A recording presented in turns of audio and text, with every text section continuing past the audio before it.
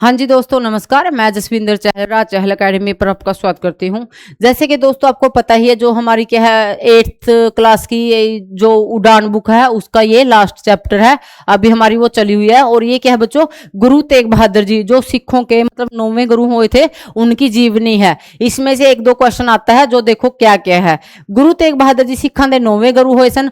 आप जिन्हों हिंदी चादर, ठीक है, किसको इनको क्या बोला जाता है, हिंद की चादर, क्योंकि इन्होंने क्या किया था, जो कश्मीरी हिंदू थे उनकी जान बचाने के लिए खुद की कुर्बानी दे दी थी। जिसका अर्थ है कि देश की इज्जत ते अणख ਨੂੰ ਢਕਣ ਵਾਲੇ ਤਪ ਤਿਆਗ ਅਤੇ ਕੁਰਬਾਨੀ ਦੀ ਮੂਰਤ ਗੁਰੂ ਤੇਗ ਬਹਾਦਰ ਜੀ ਦਾ ਜਨਮ 1 ਅਪ੍ਰੈਲ 1621 ਨੂੰ ਅੰਮ੍ਰਿਤਸਰ ਵਿਖੇ ਹੋਇਆ।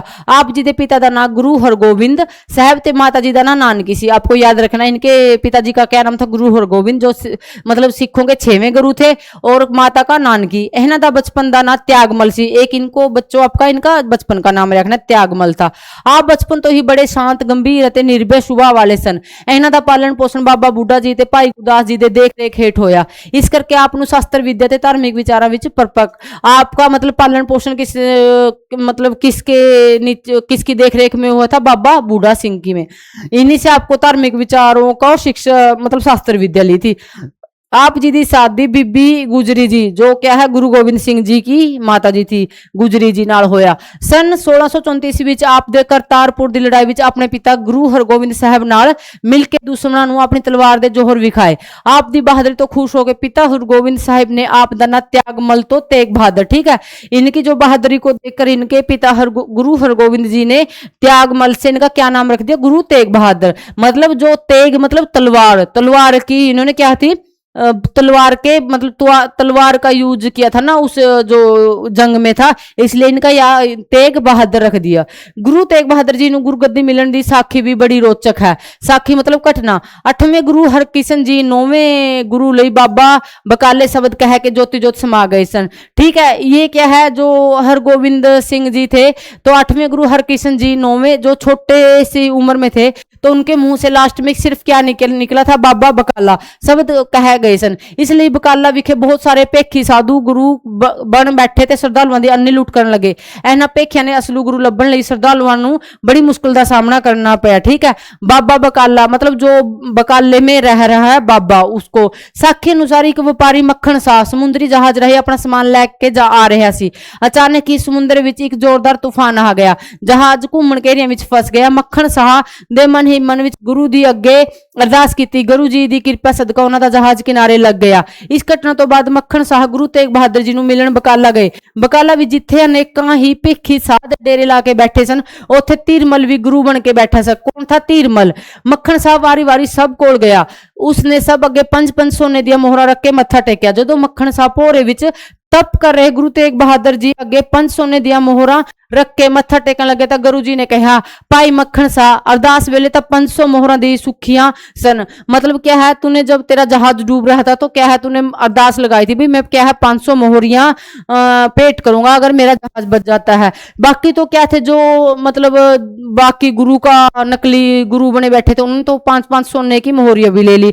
पर जब वो क्या है गुरु मक्खन शाह गुरु तेग बहादुर जी पास पहुंचे और मत्था टेककर 5 सोने की मोहरी रखी तो गुरु जी ने बोला, भाई तूने तो क्या है 500 मोहरियों की सुखना सुखी थी। मक्खन शाह सुन के बहुत हैरान थे, प्रसन्न हुए। उसने खुश होके गुरु लादो रे, ठीक है। गुरु लादो रे मतलब हमें गुरु मिल गया, गुरु लभ गया। इस तरह गुरु तेग बहादुर जी 44 साल की उम्र विच सिख धर्म के 9वें गुरु बने, ठीक है। गुरु लादो मतलब हमें अपना असली गुरु मिल गया। हिंदुस्तान विच उस समय मुगल बादशाह औरंगजेब की हुकूमत सी। उसने सत्ता के नशे विच चूर होके हिंदुस्तान के लोगों उत्ते जबर जुल्म शुरू कर दिते। आपको याद रखना बच्चों, मतलब गुरु जो तेग बहादुर थे उसके टाइम मुगल बादशाह कौन थे, औरंगजेब थे।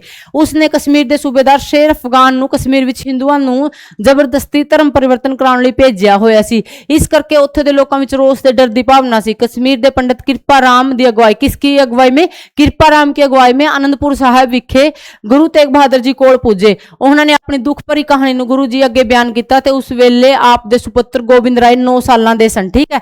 ये हमने पहले लेसन पढ़ा था जिसमें क्या था गुरु गोबिंद सिंह की जीवनी थी। बालक गोबिंद राय दे कहण ते आप हिंदी रखिया लई कुर्बानी देने लई तैयार हो गए। गुरु तेग बहादुर जी ने गुरु गद्दी अपने पुत्र गोबिंद राय ਨੂੰ ਸੌਂਪੀ। ਆਪ ਪੰਜ ਸਿੱਖਾਂ ਨੂੰ ਨਾਲ ਲੈ ਕੇ ਆਨੰਦਪੁਰ ਪੰਜਾਬ ਤੋਂ ਚੱਲ ਕੇ ਆਗਰਾ ਪੁੱਜੇ। ਜ਼ਿਕਰਯੋਗ ਹੈ ਕਿ ਆਪ ਆਨੰਦਪੁਰ ਤੋਂ ਚੱਲ ਕੇ ਹਰਿਆਣਾ ਦੇ ਚੀਕਾ, ਕੈਥਲ, ਤਮਤਾਨ ਸਾਹਿਬ, ਜੀਂਦ ਅਤੇ ਲਾਖਣ ਮਾਜਰਾ ਹੁੰਦੇ ਹੋਏ ਆਗਰਾ ਪੁੱਜੇ। ਗੁਰੂ ਜੀ ਜਿਸ ਵੀ ਇਲਾਕੇ ਵਿੱਚੋਂ ਲੰਘਦੇ ਸ਼ਰਧਾਲੂ ਦਰਸ਼ਨ ਲਈ ਹੁਮ-ਹੁਮਾ ਕੇ ਪਹੁੰਚਦੇ। ਆਗਰੇ ਵਿੱਚ ਹੀ ਆਪ ਜੀ ਨੂੰ ਔਰੰਗਜ਼ੇਬ ਦੇ ਸਿਪਾਹੀਆਂ ਨੇ ਗ੍ਰਿਫਤਾਰ ਕਰ ਲਿਆ।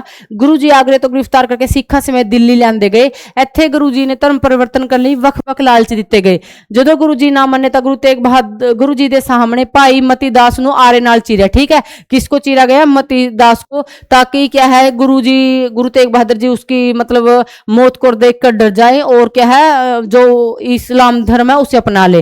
भाई सतीदास नु भी रूम विच लपेट के साड़िया गया। ठीक है, एक जो 5 सिख थे उनमें से एक मतीदास था, एक सतीदास था। अते भाई दयाला जी नु पानी दी उबलदी देग विच उबाल के शहीद किया। पर गुरु जी अडोल रहे। आखिर 11 नवंबर 1675 नु शाम वेले दिल्ली दे चांदनी चौक विखे जलाद ने तलवार नाल गुरु जी का शीश धड़ नाल वक दिता। ठीक है, आपको याद रखना बच्चों, दिल्ली का जो चांदनी चौक है वहां इनका शीश काटा गया था।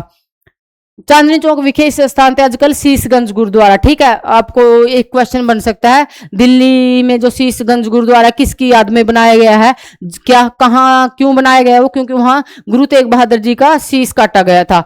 गुरु जी की शहीदी तो लोग बेहद गुस्से विच आ गए। हर पासे हाहाकार मच गई। सबब नाल उस दिन दिल्ली विच जोर दी हनेरी आई, जिसका लाभ उठा के भाई जेता जो इनका सिर उठा कर लेके आए थे, गुरु जी का शीश संभाल लिया। भाई जेता जी गुरु जी का शीश लैके हरियाणा के बड़ खालसा, सोनीपत, तरावड़ी, करनाल ते अंबाला शहर हुंदे होए आनंदपुर साहिब पुजे। इसे उद्यम तो प्रसन्न हो गए गुरु गोबिंद सिंह जी ने भाई जेता जी नु रंगरेटा गुरु का बेटा, ठीक है, क्या नाम दिया था? किसका नाम है ये? रंगरेटा गुरु का बेटा भाई जेता जी का, जो क्या है उनका गुरु तेग बहादुर जी का सिर उठाकर लेके आए थे। आनंदपुर विखे पूरे मान सम्मान जी नाल गुरु जी दे शीश दा संस्कार किया गया। भाई जेता जी जिन्हां स्थानां ते गुरु जी दा शीश लैके रुके उन्हां स्थानां उपर अज सिख संगतां दे दर्शन लई सुंदर गुरुद्वारे उसारे गए हैं। गुरु जी दे धड़ नूं भाई लखी सावण जारा, ठीक है, लखी सावण जारा गड्ढे विच रख के अपने घर लै गया। लखी सावण जारे ने अपने घर नूं अग लगा के गुरु जी दे धड़ दा संस्कार किया। यह स्थान अजकल रकाबगंज बनया होया। ठीक है, एक ये आपको याद रखना बच्चों, लखी सावण जारा कौन था? लखी सावण जारा क्या था? जो गुरु जी का सिर था वो तो क्या है भाई जेता जी उठा ले थे, आनंदपुर ले आए थे, पर क्या है उनकी धड़ वहीं पर रह गई थी। तो क्या है लखी साह ने उन्हें अपने घर में मतलब उस धड़ को ले गए, और ताकि भाई शक ना हो किसी को, अपना उसका संस्कार करने के लिए अपने घर को ही आग लगा दी थी। और वहां क्या है आज रकाबगंज गुरुद्वारा बनया हुआ है। गुरु ग्रंथ साहिब विच आप दे 57 श्लोक अते 59 शब्द शामिल हैं। गुरु तेग बहादुर जी दी बाणी गुरु ग्रंथ साहिब विच गुरु गोबिंद सिंह जी ने दर्ज करवाई। संसार दी नासमंता उन्हां दी बाणी दा मुख विषय है। संसार की नासमंता मतलब संसार क्या है? आन जान का घर है। जयजवंती राग विच सिर्फ आप दी बाणी, ठीक है, एक सिर्फ अकेले गुरु थे जिसमें क्या थी? जयजवंती नाम की, मतलब जयजवंती राग थे उसकी में आपकी बाणी है। आप जी दी बाणी विरागमय ते मन नूं शांति देने वाली सी। गुरु जी दी बाणी विच यह श्लोक देखे जा सकते। चिंता काकी कीजिए जो अनहोनी होए, यह मार्ग संसार को नानक थिर ना कोए। ठीक है, वो कह रहे चिंता किस चीज की करे? जो होना वो तो होगा। यह मार्ग संसार को नानक थिर ना कोए, ये तो संसार का जो मार्ग है, रास्ता जिस पर लोग क्या आते जाते हैं, यहाँ कोई नहीं ठहर सकता। के कहूँ कोई देत नहीं नाही पै मानत आन, कहो नानक सुन के मना ज्ञानी तह बखान। मतलब मैं क्या कहूँ, ये तो परमात्मा की देन है और इसकी कोई मतलब मान ना करो जो हमें परमात्मा ने दिया। ठीक है, मतलब मन को, अपने मन को समझा कर रखो। गुरु साहब दी महान कुर्बानी तो ये लोगों की सोच विच क्रांतिकारी परिवर्तन लियांदा। इस कुर्बानी तो बाद गुरु गोबिंद जी ने सिख लहर नूं संपूर्ण रूप दे के 1699 ईस्वी विसाखी वाले दिन खालसा पंथ की साजना की। खालसा पंथ ते मुगल हुकूमत दी जड़ा हिला के रख दित्तियां।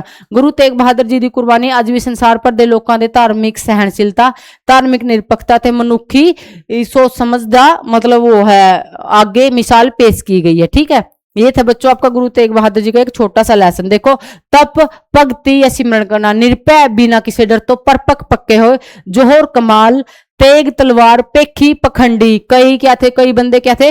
पेख, गुरु का पेख तार रखे थे जो पखंडी थे। हुकूमत राज सत्ता जबर जुल्म धक्के शाही श्रद्धालु सेवक। देग भोजन पकाने वाला बड़ा पांडा, मतलब जो बड़ी कढ़ाई है उसमें वो जो बनती है। सबब मौका शीश सिर तड़ सिर तो बगैर शरीर का हेठला हिस्सा।